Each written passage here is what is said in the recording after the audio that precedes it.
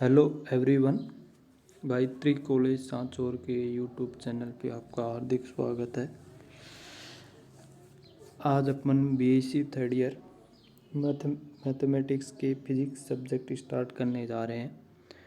उसमें book electrodynamics and relativity अपन पहले पढ़ेंगे। इसकी फर्स्ट यूनिट में अपने पास है इलेक्ट्रोमैग्नेटिक वेव। इलेक्ट्रोमैग्नेटिक वेव किस प्रकार की नेचर होती है, किस प्रकार से गति करती हैं, मीडियम में किस प्रकार से गति करती हैं, फ्री स्पेस में किस प्रकार से गति करती हैं, ये सभी इस चैप्टर में अपन पढ़ेंगे। तो अपन स्टार्ट करते हैं डिस्प्लेसमेंट करंट से। तो डिस्प्लेसमेंट करंट अपने पास क्या होती है, इसके बारे में अपन चर्चा करेंगे।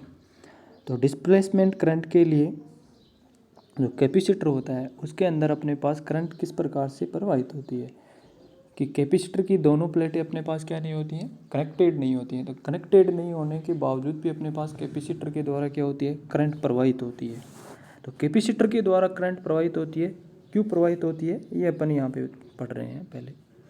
तो कैपेसिटर अपने पास क्या होता है, कैपेसिटर जो अपने पास क्या होती है, इसके अंदर दो कंडक्टिंग प्लेट होती हैं। तो कंडक्टिंग प्लेट्स को अपन क्या करते हैं, बैटरी के एक प्लेट को बैटरी के पॉजिटिव टर्मिनल से, दूसरी को बैटरी के नेगेटिव टर्मिनल से ऐड करते हैं। तो बैटरी के पॉजिटिव टर्मिनल से ऐड करते हैं तो वो अपने पास उसके ऊपर पॉजिटिव टर्मिनल द्वारा पॉजिटिव आवेश आ जाता है तथा नेगेटिव टर्मिनल द्वारा उतनी ही मात्रा में क्या आ जाता है, नेगेटिव आवेश आ जाता है। तो बैटरी की जो प्लेट्स होती हैं उनके ऊपर अपने पास जो सरफेस चार्ज डेंसिटी है वो अपने पास हो जाती है। मान लिया उसके ऊपर अपने पास चार्ज कितना है, क्यू है। तो सरफेस चार्ज डेंसिटी उसका एरिया अपने पास क्या है, ए है। तो बैटरी की जो सरफेस चार्ज डेंसिटी वो अपने पास क्यू बराबर हो जाएगी आपके पास, सिग्मा बराबर क्यू अपॉन है। तो यहाँ से अपने पास पहले अपने पास चार्ज डेंसिटी क्यू दी गई हो तो आपके पास यहाँ से अपन कैलकुलेट कर सकते हैं क्या, चार्ज। तो जो कैपेसिटर की प्लेट के बीच में अपने पास जो इलेक्ट्रिक फील्ड होता है वो अपने पास होता है ई बराबर सिग्मा अपॉन एप्सिलॉन नॉट, ई बराबर सिग्मा अपॉन एप्सिलॉन नॉट। तो यहाँ से अपन सिग्मा बराबर आप लिख लेंगे कितना, एप्सिलॉन नॉट ई। तो एप्सिलॉन का मान सिग्मा बराबर एप्सिलॉन नॉट ई। तो सिग्मा का मान अपन यहाँ पे पुट करते हैं तो आपके पास चार्ज का मान आता है क्यू बराबर epsilon not E into A. Displacement current के लिए अपन बात करेंगे तो आपके पास आई डी बराबर आएगा delta Q upon delta T. तो क्यू का मान यहाँ पे पुट करते हैं तो यहाँ से अपने पास आता है आई डी बराबर epsilon not a into D E upon D T. जो इलेक्ट्रिक फील्ड है इनके बीच में उसका टाइम के रेस्पेक्ट में डेरिवेटिव। तो यहाँ से अपने पास पता चल रहा है कि जो इलेक्ट्रिक फील्ड टाइम के साथ में वेरी करता है तो उसके द्वारा अपने पास क्या प्राप्त होती है, एक करंट प्राप्त होता है। तो इसके द्वारा इलेक्ट्रिक फील्ड जो अपने पास क्या होता है, टाइम के साथ वेरी करता है, इस कारण कैपेसिटर में अपने पास क्या होती है, करंट प्रवाहित होती है। ठीक है यहाँ तक। तो दूसरी अपन आगे चर्चा करेंगे कि इलेक्ट्रिक फील्ड के द्वारा अपन क्या कर सकते हैं, मैग्नेटिक फील्ड उत्पन्न कर सकते हैं और मैग्नेटिक फील्ड द्वारा इलेक्ट्रिक फील्ड उत्पन्न कर सकते हैं। वो आगे जाके अपन चर्चा करेंगे इसी चैप्टर में अंदर। तो यहाँ पे अपने पास जो कैपेसिटर में अपने पास धारा प्रवाहित होती है वो फर्स्ट होती है अपने पास इलेक्ट्रिक फील्ड के टाइम के रेस्पेक्ट में परिवर्तन। टाइम जैसे जैसे अपने पास टाइम के सापेक्ष इलेक्ट्रिक फील्ड का परिवर्तन होता जाएगा तो ये अपने पास करंट प्रवाहित होती जाएगी। तो यहाँ से अपन निकालेंगे displacement current density. Displacement current density जे डी का मान अपने पास आएगा आई डी अपॉन ए। तो जे डी बराबर हो जाएगा आपके पास यहाँ से जे डी जो डिस्प्लेसमेंट करंट डेंसिटी होती है वो अपने पास होती है वेक्टर क्वांटिटी, जबकि करंट होती है अपने पास क्या, स्केलर क्वांटिटी। तो जे डी वेक्टर बराबर epsilon note D E vector upon D T. तो यहाँ से अपने पास जे डी बराबर आपके पास आ जाएगा ये वाला इक्वेशन। तो इस इक्वेशन को अपन ये लिखते हैं तो यहाँ पे डी वेक्टर बराबर आता है आपके पास एप्सिलॉन नोट ई वेक्टर। तो डी वेक्टर जो एप्सिलॉन नोट ई वेक्टर आया है, डी बराबर एप्सिलॉन नोट ई वेक्टर, ये अपने पास कहलाता है डिस्प्लेसमेंट वेक्टर। डी को अपन बोलते हैं डिस्प्लेसमेंट वेक्टर। तो यहाँ से आपके पास ये आ गया डिस्प्लेसमेंट वेक्टर। ठीक है, अब अपन पढ़ने जा रहे हैं। तो यहाँ से अपने को पता चला कि जो कैपेसिटर में अपने पास करंट प्रवाहित होती है वो इलेक्ट्रिक फील्ड के टाइम के रेस्पेक्ट में परिवर्तन के कारण प्रवाहित होती है। इलेक्ट्रिक फील्ड का टाइम के रेस्पेक्ट में किस प्रकार परिवर्तन है उसके अनुसार अपने पास क्या होता है, धारा प्रवाहित होती है। ठीक है, अब अपन मैक्सवेल इक्वेशंस के बारे में चर्चा करेंगे। तो मैक्सवेल इक्वेशंस अपने पास क्या क्या बताती हैं, किस प्रकार से अपन यहाँ पे किस प्रकार से इलेक्ट्रिक फील्ड और मैग्नेटिक फील्ड में संबंध निकाल सकते हैं। तो यहाँ पे फर्स्ट अपने पास आएगी मैक्सवेल फर्स्ट इक्वेशन। तो मैक्सवेल फर्स्ट इक्वेशन होती है वो अपने पास क्या होती है, जो इलेक्ट्रोस्टैटिक्स के अंदर अपने पास स्थिर विद्युतिकी के अंदर जो गाउस नियम होता है उसके ऊपर, इलेक्ट्रोस्टैटिक्स के अंदर गाउस नियम के ऊपर डिपेंड होती है। तो गाउस नियम से अपन बता सकते हैं, गाउस नियम से इलेक्ट्रिक फ्लक्स बराबर होता है आपके पास फाई ई बराबर आपके पास आ जाएगा इंटीग्रेशन बाउंड सरफेस, या अपन बोल सकते हैं जो चारों तरफ से घिरा हुआ सरफेस, ई वेक्टर डॉट डी एस बराबर होता है Q enclose upon epsilon note. जितना अपने पास सरफेस के अंदर चार्ज होगा वो अपने पास आएगा यहाँ पे क्यू इनक्लोज, यानी बंद जो अपने पास चारों तरफ से बंद सरफेस के अंदर जो जाने वाला फ्लक्स का मान है वो क्यू इनक्लोज, उसके अंदर उपस्थित चार्ज और जो अपने पास विद्युतशीलता है उसके अनुपात के बराबर होता है। तो यहाँ से अपन निकाल सकते हैं, ये अपने पास कोई अपने पास परिबद्ध क्षेत्र दिया गया है, उसके अंदर अपने पास रो चार्ज डेंसिटी दी गई है, तो यहाँ पे अपने पास कोई वॉल्यूम एलिमेंट है, उसका इतना आपके पास कितना है डीवी। तो इस वॉल्यूम एलिमेंट के अंदर जो अपने पास टोटल चार्ज कितना हो जाएगा, डी क्यू बराबर रो इंटू डी वी, जो अपने पास यहाँ पे लिखा हुआ है। इस डी क्यू जो डी वी जो अपने पास वॉल्यूम एलिमेंट है, इसके अंदर चार्ज का मान आपके पास आ जाएगा रो इंटू डी वी। तो ये कंप्लीट जो परिबद्ध क्षेत्र है इसके अंदर टोटल चार्ज अपने पास हो जाता है क्यू इनक्लोज बराबर आ जाएगा आपके पास integration rho into D V, ये वी के सापेक्ष इंटीग्रेशन, क्यू टोटल का मान आएगा आपके पास V rho into D V, ये अपने पास क्यू टोटल निकल आएगा। ठीक है, तो क्यू इनक्लोज का मान आपके पास आ गया इधर, और इधर जो अपने पास ये वाली क्वांटिटी है इसको गॉस डाइवर्जेंस थ्योरम द्वारा सरफेस इंटीग्रेशन से अपन कहाँ पे जा सकते हैं, वॉल्यूम इंटीग्रेशन में जा सकते हैं। तो गॉस डाइवर्जेंस थ्योरम से आपके पास ये चेंज हो गया यहाँ से। तो समीकरण 2 और 3 द्वारा अपन मान रखते हैं कहाँ पे, समीकरण नंबर 1 में। तो आपके पास समीकरण नंबर 1 ये है, यहाँ पे दोनों का मान क्यू एनक्लोज और इधर वाली क्वांटिटी का मान रखा जाता है। तो इसके अंदर आपके पास आगे चलकर इसको अपन सोल्व करते हैं तो ये इक्वेशन प्राप्त होती है। तो यहाँ से अपन इस इक्वेशन को दोनों तरफ कंपेयर करवाते हैं, तो दोनों तरफ कंपेयर करवाने से आपके पास जो इक्वेशन प्राप्त होती है वो ये होती है। तो ये अपने पास कहलाती है मैक्सवेल फर्स्ट इक्वेशन, इसको मैक्सवेल फर्स्ट इक्वेशन बोला जाता है। ये भी ये इसकी डिफरेंशियल फॉर्म है। कौन सी फॉर्म है, डिफरेंशियल फॉर्म है। और जो ऊपर जो इक्वेशन थी ये वाली जो फॉर्म है ये अपने पास क्या है, इंटीग्रेशन फॉर्म है, इसको अपन इंटीग्रेशन फॉर्म के रूप में लिख सकते हैं। ठीक है, तो ये अपने पास डिफरेंशियल, दोनों एक ही चीज़ है, दोनों मैक्सवेल इक्वेशन है। तो ये अपने पास डिफरेंशियल फॉर्म होगी वो, और ये फ्री स्पेस के अंदर यहाँ पे अपने पास मुक्त आकाश की विद्युतशीलता आ जाएगी, और मीडियम के अंदर इसको अपन एप्सिलॉन को किससे रिप्लेस कर देंगे, एप्सिलॉन से रिप्लेस कर देंगे। ठीक है, तो यहाँ से अपने एप्सिलॉन को इधर लेके जाते हैं तो अपने पास ये वाली इक्वेशन आती है। ये वाली इक्वेशन आने के बाद में इसको अपन लिख सकते हैं डी वेक्टर बराबर एप्सिलॉन नॉट ई वेक्टर। तो यहाँ से डाइवर्जेंस ऑफ डी वेक्टर बराबर रो, और ये अपने पास किसके ऊपर, रो फ्री, ये अपने पास रो फ्री के ऊपर ये क्या करती है, डिपेंड करती है। तो ये अपने पास डिस्प्लेसमेंट वेक्टर है। आगे अपन सेकंड इक्वेशन के बारे में चर्चा करते हैं। तो सेकंड इक्वेशन अपने पास है मैग्नेटिक फील्ड के गॉस नियम के ऊपर आधारित होती है, मैग्नेटिक फील्ड के गॉस नियम के ऊपर आधारित होती है। तो मैग्नेटिक फील्ड में अपने पास क्या होता है, कोई सोर्स या कोई सिंक नहीं होता है, कोई भी सोर्स नहीं होता है, कोई भी सिंक नहीं होता। इस कारण जो मैग्नेटिक फील्ड लाइन होती है वो अपने पास क्या होती है, क्लोज कर्व बनाती है। क्लोज कर्व बनाने के कारण जो अपने पास किसी भी अपने पास एक बंद पृष्ठ होगा, बंद पृष्ठ से गुजरने वाली जो मैग्नेटिक फील्ड लाइंस, जितनी संख्या में अपने पास मैग्नेटिक फील्ड लाइंस गुजरेंगी उतनी ही संख्या में अपने पास क्या आएंगी, मैग्नेटिक फील्ड लाइन इधर से आएंगी। तो टोटल जाने वाली संख्याओं की संख्या आ जाएगी अपने पास 0। तो इधर से जाने वाली संख्याओं की संख्या 0 होने के कारण अपने पास इसका जो जाने वाला फ्लक्स है, मैग्नेटिक फ्लक्स है, उसका मान भी आपके पास क्या हो जाएगा, 0 हो जाएगा। तो इसको अपन गॉस डाइवर्जेंस थ्योरम से लिख सकते हैं, ये वाला। इस इक्वेशन को सरफेस से अपन किस में जा सकते हैं, वॉल्यूम इंटीग्रेशन में, क्योंकि यहाँ पे अपने पास क्या है, बंद पृष्ठ है, बंद पृष्ठ है अपन वॉल्यूम इंटीग्रेशन में। तो यहाँ से दोनों तरफ अपन कंपेयर करेंगे तो डाइवर्जेंस ऑफ बी बराबर आपके पास क्या आ गया, 0। डाइवर्जेंस ऑफ बी बराबर 0 आ गया। तो ये इक्वेशन अपने पास क्या होगी, Maxwell second equation, differential form, ये इंटीग्रेशन फॉर्म, तो दोनों अपने पास है। तो यहाँ से अपन लिख सकते हैं बी बराबर म्यू एच। तो ये सब यहाँ पे बी बराबर म्यू एच लिखने के कारण डाइवर्जेंस ऑफ एच बराबर आपके पास क्या आ जाएगा, 0 आ जाएगा। तो ये अपने पास ये बी की फॉर्म में ये और ये एच की फॉर्म में।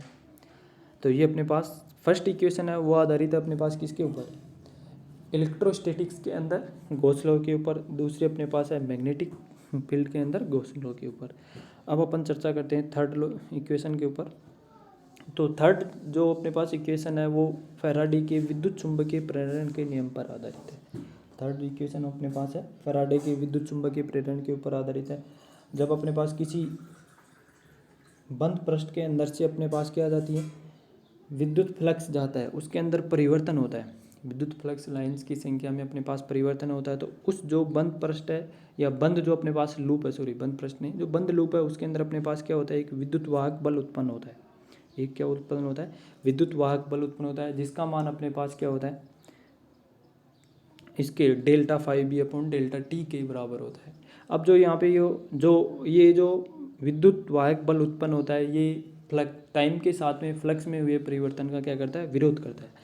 तो टाइम के साथ में फ्लक्स में हुए परिवर्तन का विरोध करता है, इस कारण इसके यहाँ पे क्या आ जाता है, आपके पास माइनस साइन आ जाता है। ठीक है, तो ये माइनस साइन लेंज नियम के द्वारा प्राप्त होता है।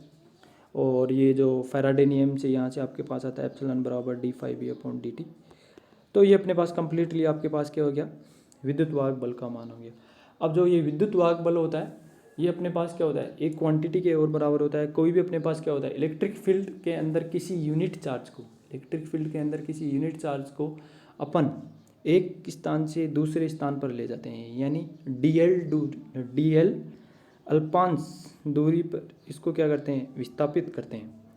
तो इसके अंदर जो किया गया कार्य है वो अपने पास इलेक्ट्रोमोटिव फोर्स के बराबर होता है, यानी ईएमएफ विद्युत वाहक बल के बराबर होता है। तो इलेक्ट्रोमोटिव फोर्स का मान अपने पास हो जाएगा, जो इसके अंदर किया गया कार्य आपके पास आएगा यहाँ से ई वेक्टर डॉट डी एल। और अपने पास क्या है, बंद लूप है, तो बंद लूप के लिए यहाँ पे आपके पास क्या आ जाएगा, एक क्लोज लूप के लिए अपने पास सर्किल आ जाएगा और नीचे आपके पास आ जाएगा एल। तो इस इक्वेशन नंबर 1 और इक्वेशन नंबर 2 से अपन लिख सकते हैं ईएमएफ बराबर आपके पास आ जाएगा एप्सिलॉन बराबर बंद पृष्ठ क्लोज कर्व बराबर E vector dot D L बराबर minus D five B upon D T. तो इस जो इक्वेशन है यहाँ से स्टोक थ्योरम से अपन लिख सकते हैं।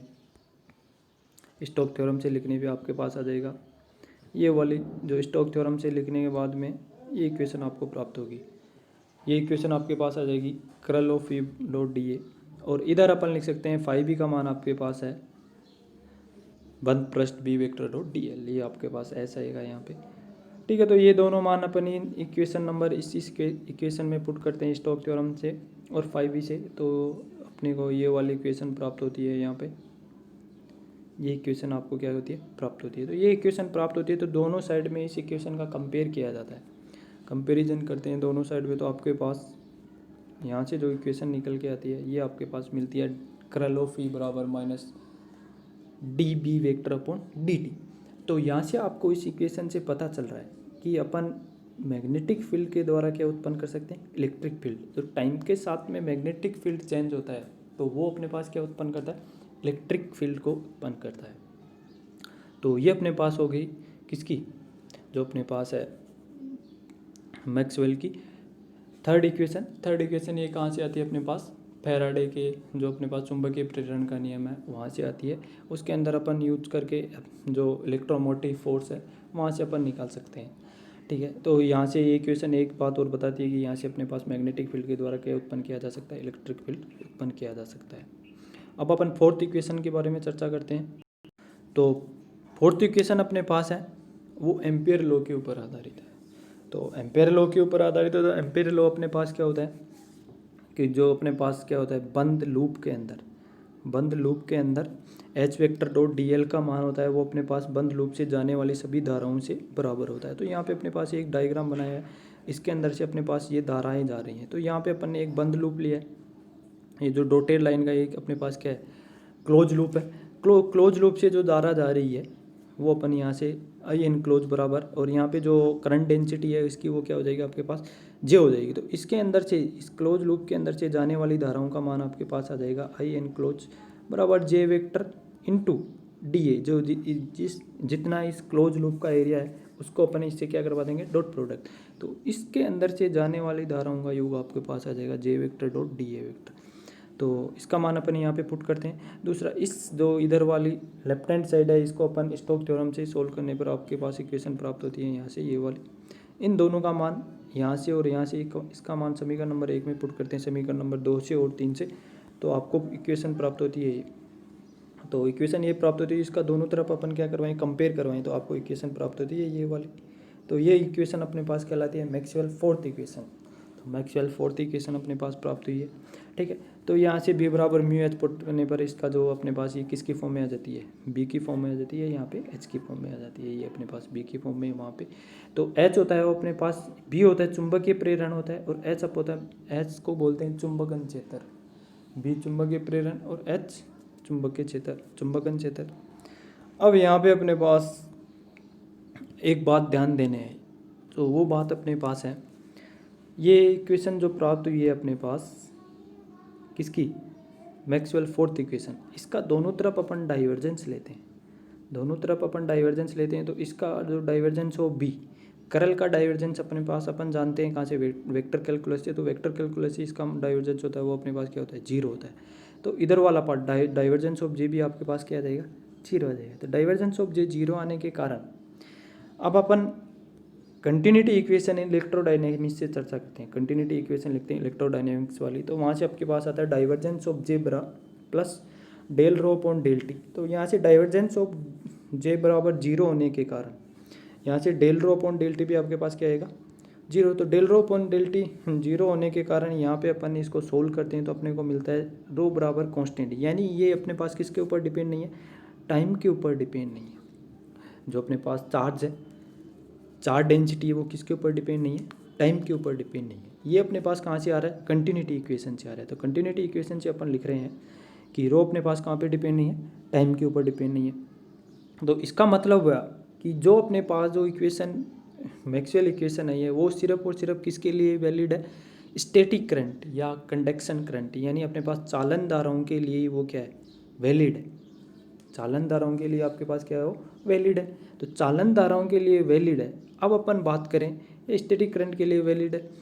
तो चालन धारा, अब डिस्प्लेसमेंट करंट अभी अपन ने पढ़ा है, तो डिस्प्लेसमेंट करंट के लिए अपन उसके अंदर इंक्लूड करने के लिए उस नियम को किस प्रकार से चेंज किया जाए वो अपन आगे देखना चाह रहे हैं। तो ये सिर्फ और सिर्फ डिस्प्लेसमेंट करंट अपन इसके अंदर इंक्लूड करेंगे तो जे जो अपने पास करंट डेंसिटी है वो आपके पास क्या हो जाएगी, चेंज हो जाएगी। जे करंट डेंसिटी चेंज होने के कारण अपन किस प्रकार से चेंज होती है, जे चेंज होने के कारण अपने पास जो मैक्सवेल फोर्थ इक्वेशन है वो भी क्या हो जाएगी, चेंज हो जाएगी। दूसरी बात, एम्पियर नियम भी अपने पास क्या हो जाएगा, चेंज हो जाएगा। अब वो किस प्रकार से चेंज होता है वो अपन यहाँ पे देखेंगे।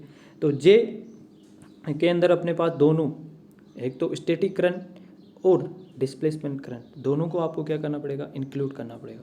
तो दोनों को इंक्लूड करने के कारण अपने पास जे का मान आपके पास आता है कितना, जे बराबर आपके पास आएगा जे कंडक्शन प्लस जे डिस्प्लेसमेंट, यहाँ पे जे कंडक्शन और जे डिस्प्लेसमेंट।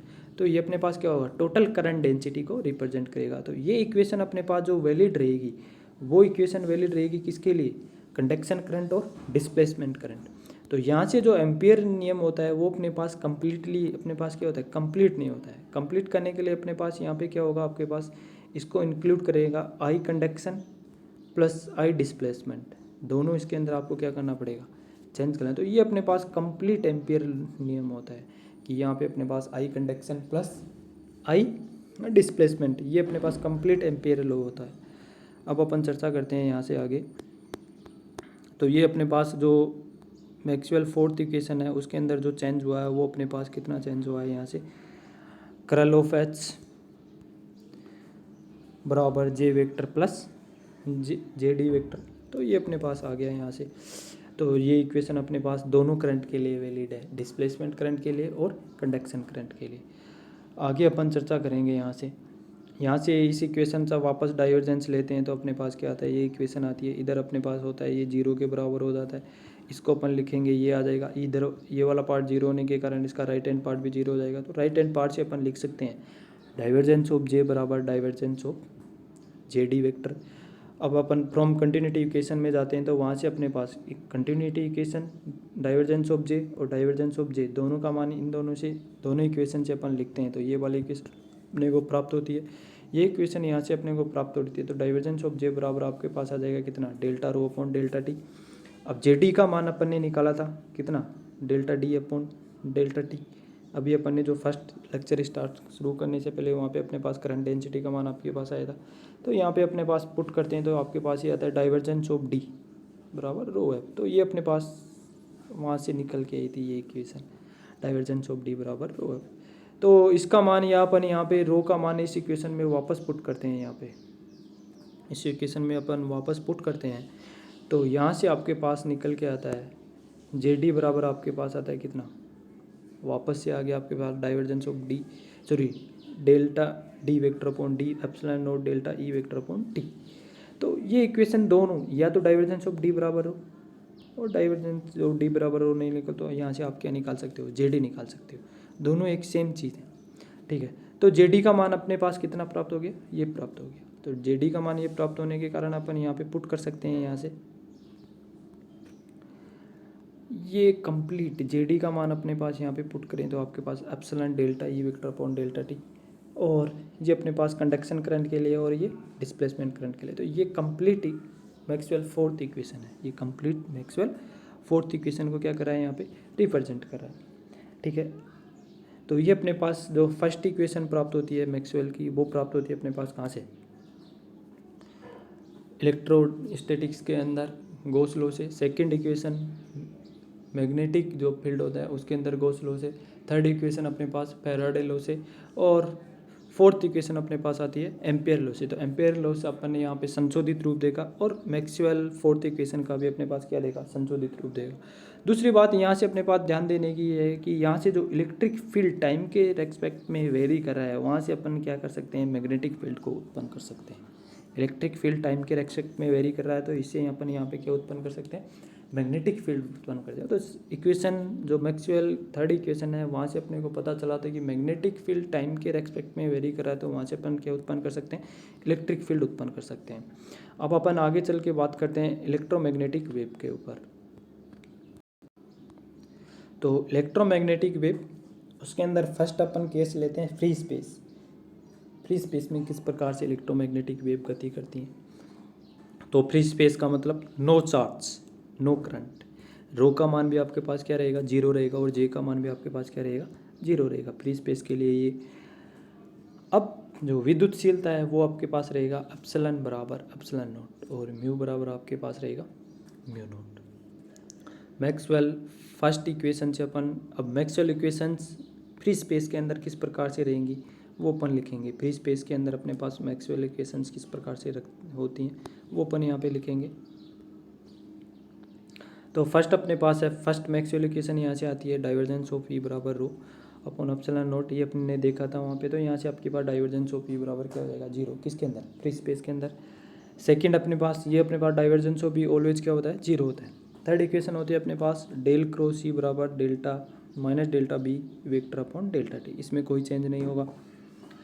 फोर्थ इक्वेशन आपके पास आती है यहाँ से कर्ल ऑफ एच बराबर J plus epsilon naught delta E upon delta T. तो यहाँ से अपने पास जे का मान क्या हो जाएगा आपके पास, जीरो, फ्री स्पेस के अंदर।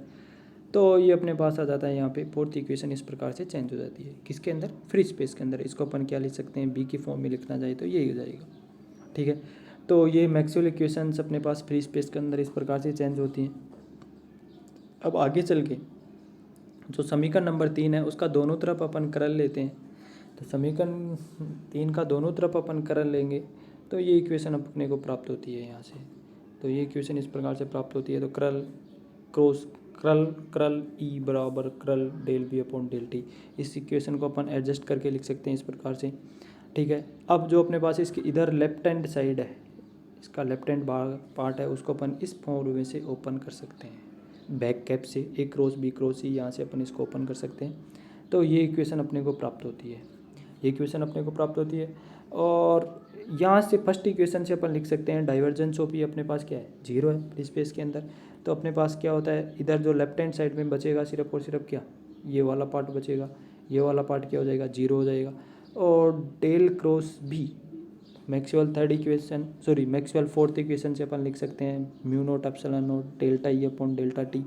तो इन दोनों का मान इक्वेशन नंबर इसके अंदर अपन पुट करते हैं, तो आपके पास जो इक्वेशन है वो ये प्राप्त होती है। ठीक है, तो ये इक्वेशन प्राप्त होने के बाद में इसको हल करते हैं तो ये आता है। उसके बाद में आगे चल के अपन म्यू नोट एप्सिलॉन नोट की जगह अपन पुट कर सकते हैं 1/c², यानी सी बराबर आपके पास होता है root of mu naught epsilon naught किसके अंदर, फ्री स्पेस के अंदर। मीडियम आ जाएगा तो यहाँ पे अपने पास क्या आ जाएगा, म्यू एप्सिलॉन आ जाएगा। ठीक है, तो ये इक्वेशन अपने को प्राप्त होगी। इसी प्रकार सेम टाइप से अपन इक्वेशन नंबर 4 को अपन दोनों तरफ क्या लेते हैं, करल लेते हैं, तो अपने पास इक्वेशन आती है ये वाली। दोनों तरफ करल लेने के बाद में इक्वेशन ये प्राप्त होती है। ठीक है, अब इक्वेशन नंबर सेकंड से डाइवर्जेंस ऑफ बी क्या होता है, 0 होता है। इक्वेशन नंबर थर्ड से अपन करल ऑफ ई को लिख सकते हैं minus del B vector upon del T. तो दोनों का मान इसमें पुट करने पर आपके पास आता है, ये वाली इक्वेशन प्राप्त होती है। ठीक है, ये इक्वेशन यहाँ से इक्वेशन 5 और 6 की अपन बात करते हैं। इक्वेशन 5 ये अपने पास और इक्वेशन 6 जो प्राप्त हुई है ये प्राप्त हुई है। तो इक्वेशन 5-6 में यहाँ पे बी है और इक्वेशन 5 के अंदर अपने पास यहाँ पे क्या है, ई है। तो ये अपने पास क्या है, दोनों फील्ड है, जबकि बाकी इक्वेशन देखी जाए दोनों के अपने पास सेम है। तो इस फील्ड को अपन किसी फंक्शन, दोनों फील्ड को अपन किसी एक फंक्शन से क्या कर सकते हैं, यहाँ पे रिप्लेस कर सकते हैं। तो रिप्लेस करने के बाद में अपने पास आता है, इसको रिप्लेस करें। और दूसरी बात यहाँ पे जो बी है वो ये अपने पास क्या है, स्पेस का फंक्शन भी है और किसका फंक्शन है, टाइम का फंक्शन भी है। तो स्पेस और टाइम दोनों का फंक्शन है। तो यहाँ पे जो अपन मानेंगे, जो नया फंक्शन मान रहे हैं यहाँ पे साई आर टी, वो अपने पास दोनों का फंक्शन है। किस किस का, स्पेस का और टाइम का। तो स्पेस और टाइम का फंक्शन होने के कारण अपन इसको अब सोल्व करेंगे। तो ये अपने पास एक डिफरेंशियल इक्वेशन प्राप्त होगी जो किस किस के अंदर है, टाइम के अंदर भी है और स्पेस के अंदर भी है। तो यहाँ से अपन बात करते हैं, तो यहाँ पे अपन जो मेथड यूज करेंगे वो वेरिएबल सेपरेशन मेथड यूज करेंगे। तो वेरिएबल सेपरेशन मेथड से अपन क्या करते हैं, जो स्पेस पार्ट होता है उसको अलग कर लेंगे, या जो अपने पास टाइम पार्ट होता है उसको अपन क्या कर लेंगे, अलग कर लेंगे। ठीक है, तो दोनों को अलग अलग लिखने के कारण अपन यहाँ पे पुट करते हैं। तो जो अपने पास इक्वेशन आती है वो इस प्रकार से आती है। ये अपने पास 3D के लिए बात करते हैं। अब अपन इसको 1D में चेंज करते हैं, सॉरी ये जो इक्वेशन है वो अपने पास क्या है 3D में, इसको अपन 1D के लिए सोल्व कर सकते हैं। तो 1D के लिए अपन पहले सोल्व करते हैं, फिर उसके बाद में 3D के लिए अपन लिखते हैं सॉल्यूशन। तो 1D में अपने पास क्या होता है, ये जो डेल स्क्वायर है ये लाप्लास ऑपरेटर है। लाप्लास ऑपरेटर अपने पास रिप्लेस हो जाए किसी 1D के लिए, अपने पास इसको रिप्लेस करते हैं किसी डेल 2 अपॉन डेल x2। ठीक है, तो यहाँ से रिप्लेस करने के बाद में अपने पास ये इक्वेशन प्राप्त होती है। इस इक्वेशन के अंदर अपन 1D के लिए ये वेरिएबल सेपरेशन मेथड लगाते हैं, तो आपके पास ये इक्वेशन आती है। ठीक है, यहाँ पे अपने पास क्या होता है, सिर्फ x का फंक्शन होने के कारण x का क्या होता है आपके पास डेरिवेटिव होता है, t टाइम का फंक्शन होने के कारण बाहर आ जाता है। यहाँ पे अपने पास x का फंक्शन होने के कारण और t का फंक्शन होने का t के सापेक्ष डेरिवेटिव होता है वो बाहर आ जाता है। ठीक है, इस इक्वेशन के अंदर अपन क्या करते हैं, t और x का क्या करते हैं, डिवाइड करते हैं, तो आपको प्राप्त होती है ये इक्वेशन। ठीक है, ये इक्वेशन प्राप्त होने के बाद में जो इसका राइट पार्ट है, राइट पार्ट ये अपने पास टाइम पे डिपेंडेंट है ओनली, और ये अपने पास क्या है, पोजीशन के ऊपर डिपेंड है। तो ये टाइम पे डिपेंड है और ये पोजीशन के ऊपर डिपेंड है। तो इन दोनों को अपन किसी अलग कांस्टेंट के बराबर मान सकते हैं। इन दोनों को अपन किसके बराबर मान सकते हैं, अलग कांस्टेंट के बराबर मान सकते हैं। तो अलग कांस्टेंट के बराबर मानने पर अपन दूसरा जो कांस्टेंट है वो अपने पास क्या मानते हैं, यहाँ पे -ω² मानते हैं। तो -ω² मानने के कारण अब इसका अपन रीजन जानेंगे कि ये -ω² क्यों आया है यहाँ पे। ये अपन रीजन लास्ट में देखेंगे किस प्रकार से यहाँ पे +ω² आने पर क्या होता, और अलग चीज -ω² यहाँ पे क्यों लिया गया। तो इसको सोल्व करने पर अपने पास आता है टी बराबर आपके पास आता है C1 e की पावर +-i टी बराबर आता है आपके पास C1 e की पावर +-ω t।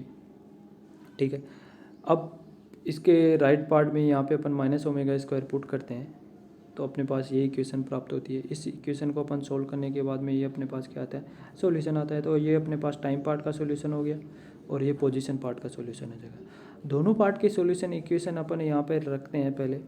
तो यहाँ पे अपने पास किसका मान आता है, साई एक्स टी का मान आता है। तो साई एक्स टी का मान अपने पास क्या प्राप्त हो गया, ये प्राप्त हो गया। तो साई एक्स टी का मान ये प्राप्त होने के कारण यहाँ पे अपने पास ये कांस्टेंट है। तो टी बराबर अपन 0 पुट करते हैं और एक्स बराबर अपन 0 पुट करते हैं। तो अपन किसका मान निकाल सकते हैं, इस कांस्टेंट का मान निकाल सकते हैं। तो इस कांस्टेंट का मान निकालने के कारण अपने पास जो कांस्टेंट का मान प्राप्त होता है ये प्राप्त होता है। अब जो यहाँ पे अपने पास है साइन अपोजिट किस प्रकार से लिया गया या माइनस किस प्रकार से लिया गया। जब अपने पास क्या होता है, ये एक्स एक्सिस दिशा में प्लस एक्सिस दिशा में गति करती है, ठीक है, प्लस एक्स एक्सिस के अनुदिश गति करती है। तो ये पार्ट अपने पास क्या होता है, इंक्रीज होता है, ठीक है। अब इस होल क्वांटिटी को अपन कांस्टेंट किस प्रकार से रखना जा सकते हैं कि टाइम जैसे जैसे अपने पास पार्टिकल प्लस एक्स एक्सिस के अनुदिश गति करता है उसके करस्पॉन्डिंग टाइम भी क्या होता जा रहा है, बढ़ता जा रहा है। तो प्लस एक्स एक्सिस के अनुदिश अपन यहाँ पे पॉजिटिव माने कि यहाँ पे अपन प्लस एक्स एक्सिस के अनुदिश आ रहे हैं, तो ये अपने पास क्या होगा, यहाँ पे पॉजिटिव आ गया, इस कारण यहाँ पे पॉजिटिव रख दिया। अब इसको अपन पॉजिटिव बना लें तो के एक्स प्लस ओमेगा टी हो जाएगा। प्लस एक्स एक्सिस के अनुदिश अपन बात करें तो ये इसका पॉजिटिव साइन लेते हैं। तो इन दोनों इस इक्वेशन के अंदर अपने पास है एक्स भी क्या हो रहा है, आपके पास इंक्रीज हो रहा है और टाइम भी क्या हो रहा है, इंक्रीज हो रहा है। इस कारण ये टोटल फंक्शन क्या होगा, आपके पास इंक्रीज होगा।